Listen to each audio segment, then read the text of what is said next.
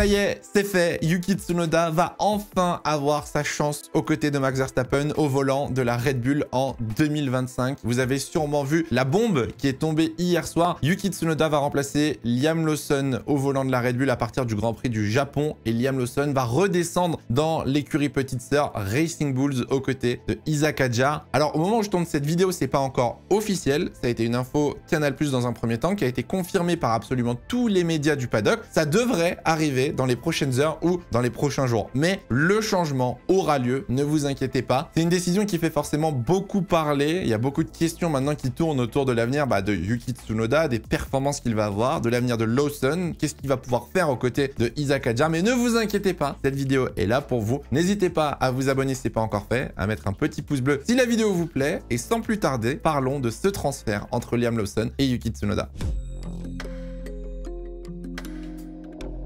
Liam Lawson n'aura donc tenu que 2 grands prix en 2025. Les performances n'ont clairement pas suffi pour convaincre Helmut Marko et Christian Horner de continuer la saison aux côtés de Max Verstappen. Alors il faut remonter un petit peu plus loin pour comprendre réellement ce qui s'est passé. Liam Lawson avait fait ses débuts en Formule 1 en 2023 en remplaçant Daniel Ricciardo qui s'était blessé lors du Grand Prix de Zandvoort. Il avait ensuite aussi remplacé Daniel Ricciardo en 2024 suite à son départ après le Grand Prix de Singapour. Au total, Liam Lawson arrive en 2025 avec 11 Grands Prix dans les pattes. Il n'a jamais fait une saison complète et à la fin de la saison 2024, Red Bull décide de remplacer Sergio Perez par Liam Lawson. À l'époque, c'est un choix qui avait forcément fait beaucoup de débats. Pourquoi prendre Liam Lawson et pas Yuki Tsunoda? Pourquoi ne pas miser sur l'expérience, sur la rapidité, sur l'agressivité de Tsunoda alors que Liam Lawson n'avait encore jamais effectué une saison complète et Liam Lawson était encore très jeune. C'est le deuxième pilote avec le moins d'expérience après Alex Albon à être monté dans une Red Bull aux côtés de Max Verstappen.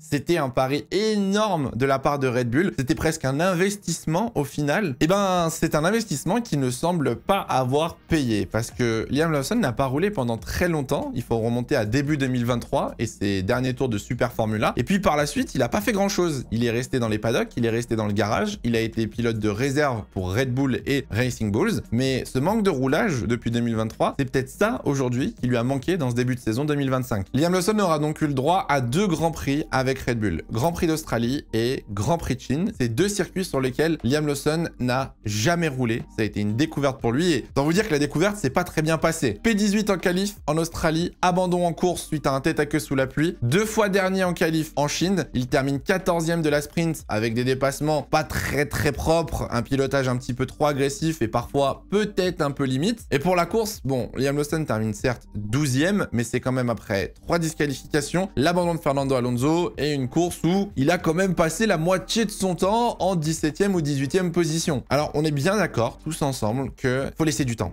Il faut laisser du temps aux jeunes pilotes, ils ont besoin de prendre de l'expérience, surtout dans une situation comme ça, avec une voiture aussi compliquée à rouler. Liam Lawson aurait peut-être eu besoin de plus de courses pour s'y faire. Mais la situation elle est critique. Liam Lawson pour l'instant possède déjà la pire moyenne de position en qualification dans l'histoire de Red Bull. C'est lui qui a effectué les moins bons résultats au volant d'une Red Bull. Le rythme en course, il est pas meilleur. C'est le plus gros écart entre 2 coéquipiers qu'on a pu avoir depuis le début de la saison. En Chine, Liam Lawson prenait par tour en moyenne 7 dixièmes. Je sais pas si vous vous rendez compte, 7 dixièmes par tour par son coéquipier. Alors oui, on parle de Max Verstappen, mais l'écart est énorme. Alors, je dis pas que Liam Lawson est un mauvais pilote. Attention, moi personnellement, je reste convaincu que Lawson est un bon pilote. Il a prouvé chez Vcarb qu'il était capable de faire des bons résultats, mais le contexte, la situation en ce moment fait que ce n'est pas la bonne personne. Ce n'est pas le bon moment pour mettre Liam Lawson chez Red Bull. Je sais pas si vous avez regardé un petit peu les on-board de Liam Lawson sur les 2 premières courses de la saison. C'est terrifiant. Honnêtement, l'hésitation, la peur que Lawson peut avoir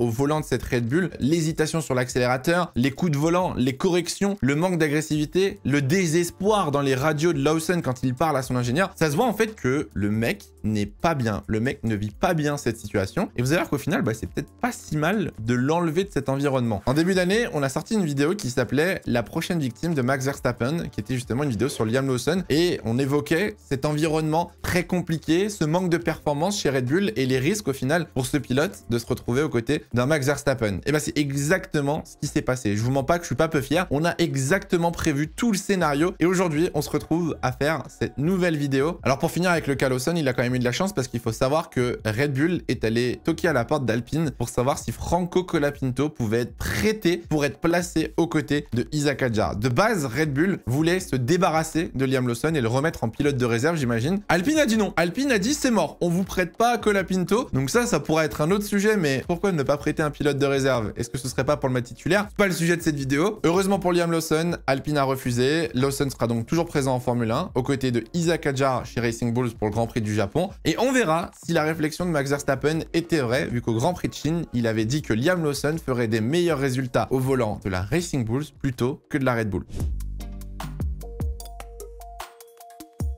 Je pense que ça va faire énormément d'heureux de voir Yuki Tsunoda enfin promu chez Red Bull. Honnêtement, ça faisait presque longtemps, j'ai envie de dire, qu'on attendait ça. Yuki Tsunoda est arrivé en Formule 1 en 2021, pour vous dire. 87 Grands Prix à son actif. Alors, il a été dans un premier temps le pilote numéro 2 de Pierre Gasly en 2021 et en 2022. Lors du départ du pilote français, Yuki Tsunoda a récupéré ce rôle de leader dans l'écurie de Faenza en devenant un petit peu le premier pilote de chez AlphaTauri à l'époque. Et depuis, ça se passe plutôt bien. Il a battu son premier coéquipier étant Nyck de Vries et l'a fait arrêter littéralement la Formule 1 à la mi-saison. Puis c'est Daniel Ricciardo qui a remplacé Nyck de Vries qui a été lui aussi battu par Yuki Tsunoda. Puis Ricciardo s'est blessé, on a mis Liam Lawson qui l'a aussi battu. Puis Ricciardo est revenu et Yuki Tsunoda l'a rebattu. Puis on a remis Lawson et il l'a rebattu. Au final, Yuki Tsunoda a battu littéralement tous ses coéquipiers depuis 2023. Néanmoins, il y avait un gros problème qui empêchait Red Bull de promouvoir Yuki dans l'écurie mère, c'est le comportement. Considéré comme un pilote agressif, peut-être des fois têtu, c'était peut-être pas le profil idéal, ou en tout cas c'est pas le profil que Christian Horner et Helmut Marko souhaitaient avoir aux côtés de Max Verstappen. On rappelle, Max Verstappen est le leader de cette équipe et Red Bull voulait avoir un numéro 2, un pilote qui marque des points, qui embête les autres équipes, mais qui ne gagne pas forcément tous les grands prix. Je pense qu'aujourd'hui on est tous d'accord pour dire que Yuki Tsunoda a très bien travaillé sur lui-même et que Yuki Tsunoda aujourd'hui est prêt à rouler au volant d'une Red Bull aux côtés de Max Verstappen. L'année dernière, il y avait eu des tests de comparaison avec Lawson et Ricciardo. Yuki Tsunoda avait impressionné par sa rapidité et son adaptation au volant d'une Red Bull. Ça va être littéralement le moment pour Yuki Tsunoda de faire basculer sa carrière en Formule 1. Si Yuki Tsunoda arrive à performer avec cette Red Bull à partir du Japon, ça va être un énorme boost de popularité. Ça mettra au placard Liam Lawson, ça mettra au placard Sergio Perez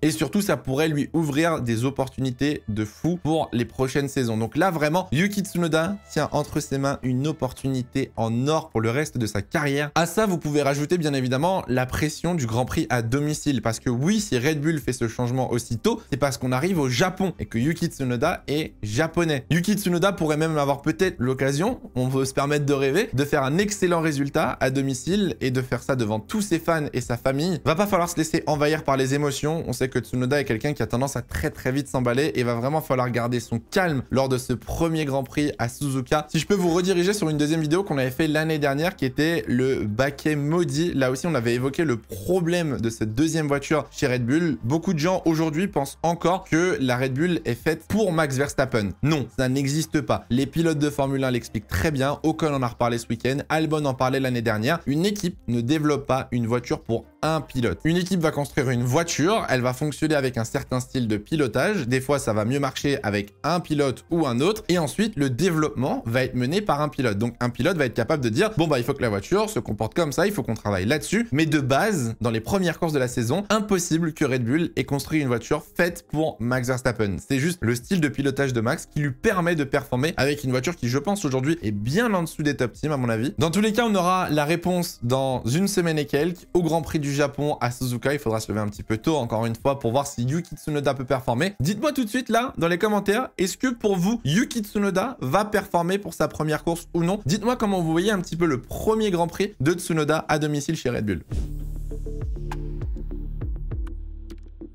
Bon, alors cette décision, il faut bien comprendre qu'elle va avoir un impact sur la carrière de 3 pilotes, et pas 2. Liam Lawson, Yuki Tsunoda et potentiellement Max Verstappen. Max Verstappen avait été très clair au Grand Prix de Chine la semaine dernière. Il l'a dit, Liam Lawson serait plus rapide dans la V-Carb que dans la Red Bull. La V-Carb est plus simple à conduire que la Red Bull, malgré la différence de performance. Max Verstappen, au Grand Prix de Chine, s'était aussi opposé à un échange, à un transfert en ce début de saison, en expliquant que Liam Lawson ne faisait pas du mauvais travail, mais que Liam Lawson avait besoin de plus de temps en 2025 pour apprivoiser sa voiture et essayer de trouver de la performance. On dirait bien que Red Bull, on n'avait rien à faire de la vie de Max Verstappen vu que le swap a quand même été fait. Et je pense que ça, c'est au plus grand désespoir de Max Verstappen. Si vous vous souvenez bien, l'année dernière, Max Verstappen avait, entre guillemets, menacé de quitter Red Bull en cas de manque de stabilité dans l'équipe. Et là, c'est exactement ce qui se passe. Entre les départs l'année dernière d'Adrian Newey, de Jonathan Wesley, là, on a un changement dès le deuxième Grand Prix de coéquipier. Je pense que cette situation va énormément déplaire à Max Verstappen. Au-delà du manque de performance, Max Verstappen va peut-être aussi ressentir un sentiment de ne pas être écouté, d'être peut-être mis un petit peu à l'écart dans cette période difficile chez Red Bull. Alors lui performe très bien, actuellement deuxième au championnat pilote. Max Verstappen fait du Max Verstappen. Mais l'avenir, où est-ce qu'on va avec Max Verstappen? On rappelle qu'en 2026, il va y avoir ses volants Ford